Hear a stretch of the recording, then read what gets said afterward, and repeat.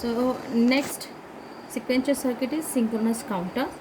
So here, as it is synchronous counter, the simultaneous external clock is provided to each of the flip-flop, and the change is output is depending upon the JK input. J and K both inputs are given the same input value.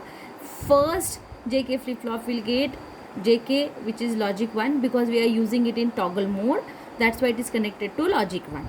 Then for second flip-flop, the output of previous flip-flop is taken as J and K input, and for the next, the previous all flip-flops output are ANDed together, and that is given to the J and K inputs. Okay, so similar way we need, now again here what we need is external clock should be provided for every bit separate flip-flop.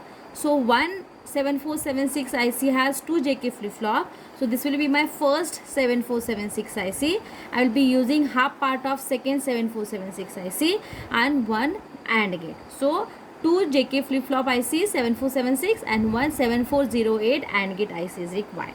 So using the chart, referring to that chart, the pin numbers are marked, and based on that the connections are done.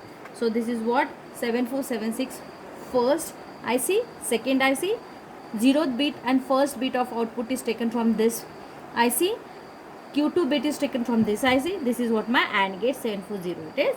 As it is using master slave JK flip flop, which is negative age triggered, again the clock pulse is provided from this external value.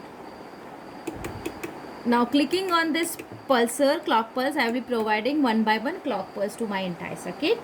At each of the clock pulse, the output will change accordingly. As it is up counter, on each of the clock pulse provided from this pulsar, the value will change and it will increment by 1. So as it is now, it is at the status of 5. So next will be 6. 6, 7, 0, 1, 2, 3, 4, 5, 6 and 7. So for each, after every clock pulse, the value of the counter will be incremented by 1. So this is how synchronous up counter is.